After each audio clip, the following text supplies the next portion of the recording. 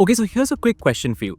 What do iPhones, rare earths, and tunnel boring machines have in common? You can take a moment to think about it, but you'll be forgiven for thinking that on the face of it, there isn't really that much that they have in common.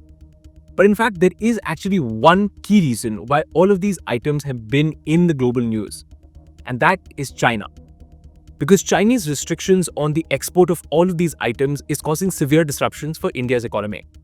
If you're an Indian company that wants to build infrastructure in India, you're finding it hard to do that because German designed tunnel boring machines that have been built in China are not being exported to India because Chinese customs authorities are restricting the exports of those items. If you're a global manufacturing giant like Apple and you want to build iPhones in India, you're finding it hard to do so because Chinese contract manufacturers like Foxconn aren't allowed to transfer key technologies or key personnel to India to build out those iPhones. If you want to build automobiles in India, you're finding it hard to do that because the Chinese government is again restricting exports of rare earth metals to India. So what exactly is going on here? What exactly is the story? The story seems to be that China is quietly applying industrial sanctions to India. Essentially, the story here is that China wants to stall India's economic rise. It doesn't want India to become the next key economic power in Asia and is willing to do whatever it takes to achieve that goal. So what exactly is going on? Is that theory true? And will China succeed in doing what it wants to do? That's exactly what we're going to figure out together today. So this week, you might have seen that External Affairs Minister S. Shashank was in China. And actually something that he said in his meeting with the Chinese foreign minister stood out to me. Here's that clip for you. So that's interesting and pretty significant because it reflects something that we've increasingly been seeing across the board. Measures towards normalizing our people-to-people exchanges can certainly foster mutually beneficial cooperation. It is also essential in this context that restrictive trade measures and roadblocks are avoided. I hope to discuss these issues with you in further detail. If you listen to former Foreign Secretary Vijay Gokhale, he'll tell you that China seems to be applying industrial sanctions to India very, very quietly. The story seems to be this. China is facing a difficult economic war with America, youth unemployment is up, and the economy doesn't seem to be doing too well. But despite all of this, China has one key geopolitical strength, which is its manufacturing powerhouse. It is the factory of the world. There is no denying it. If you want to build something or manufacture something today, the odds are you will likely have to do it in China. Now, as the economy develops and the people of China get richer, the cost of manufacturing in China goes up. And as is natural, companies want to move out, including Chinese companies, into new markets, into cheaper markets, like India, Vietnam, and the rest of Southeast Asia. But the concern seems to be that China's government is not willing to let that manufacturing go. It understands that keeping manufacturing in China is the absolute sure guarantee that China will remain a relevant and powerful economic actor in the years to come. So China is actually doing whatever it takes to trip up countries like India from becoming major manufacturing powerhouses. The great concern going forward ought to be the surreptitious manner by which China is applying industrial sanctions. It stems from their anxiety that India seeks to replace them as the next global manufacturing center, an anxiety exacerbated by the successful transition of Apple to India. China wants India to be an integral part of its own supply chain, rather than a substitute for it, says Vijay Gokhale. And remember, Gokhale has been ambassador to China, he's been foreign secretary, he knows what he's talking about. And there's in fact three key examples to back up what Gokhale is saying. The first, of course, is iPhones. Apple has been very clear for some time now that it wants India to become the next big manufacturing hub for iPhones, particularly for exports to America. This does not mean abandoning China. Apple will always have a presence in China. Just in the first 6 months of this year, 23.5 million iPhones were exported from India. Those numbers are going to increase as the years go by, and that means exports worth tens of billions of dollars. But now, Apple has started running into a problem. And the problem concerns Foxconn, which is a Chinese contract manufacturer that works very closely with Apple. Foxconn is starting to have problems in India. It's finding that exports of specialized equipment from China are being restricted. Foxconn is being asked to pull out Chinese staff that are very, very skilled, very, very experienced from India and bring them back to China. And if you read newspaper reports, it very much seems like China's government is behind this. It's forcing Foxconn to do all of these things.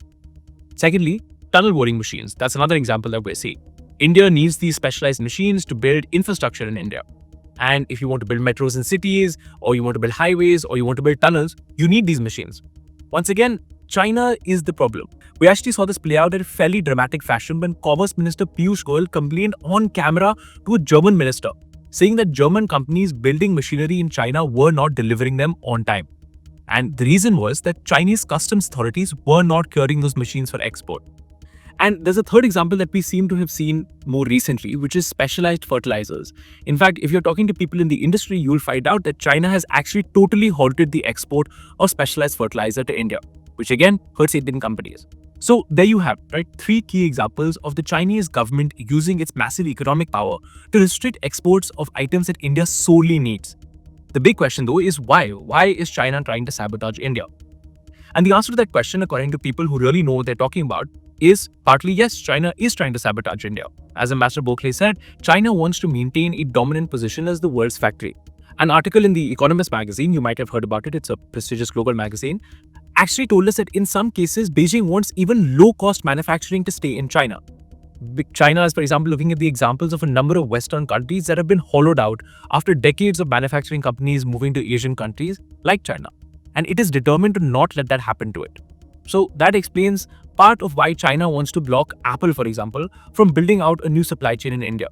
It also explains why China's Ministry of Commerce does not want companies to transfer sensitive technology to other countries. And that is very, very ironic because if you know anything about China's development story, you know that for the last 40 years, China developed because it got foreign manufacturing firms to come to China and also share their manufacturing technology. That's how China developed and became the industrial powerhouse that it is today.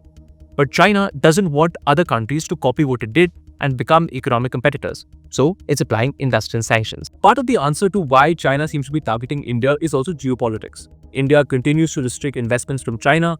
It's working with Japan, Australia, and America to contain China in the Indo-Pacific region through the Quad.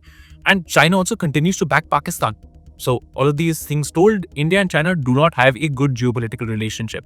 So it definitely makes sense that China would try to use economic sanctions to extract concessions from India. And China has actually had a record of doing this in the past, whether it's with South Korea or Australia or with Japan. It knows that its control over global manufacturing, its supply of industrial goods, its supply of, for example, ingredients for the making of pharmaceuticals in India gives it massive economic leverage over India. So that's the whole picture. That's the whole story. The bigger question now that you might be asking is, what can India do about it? One answer is that we're trying to keep our relationship with China stable to basically ensure that geopolitics doesn't get in the way of economic relationships. It's kind of why Shashank was in China recently and why he raised this issue directly with the foreign minister. We also know that India's Foreign Secretary Vikram Misri has actually brought up the issue of rare earths exports restrictions with the Chinese government directly. But of course, that's only part of the solution because there we're just depending on China handing us this equipment. But of course, that's only part of the solution because the really long-term workable solution is to invest in new supply chains ourselves and finding new sources of supply. For example, on critical minerals where China controls global supply, India is working with America, it's working with the Quad, it's working with the new International Minerals Security Partnership to cut dependence on China. So far though, we haven't seen too many successes on this kind of thing. But India is going to have to keep pushing on this endeavor because the stakes are too high. And India's economic future is too important to be held hostage by China. I am Shashank Mattoo, I'm the America correspondent for Hindustan Times, and I'm reporting to you from Washington, D.C.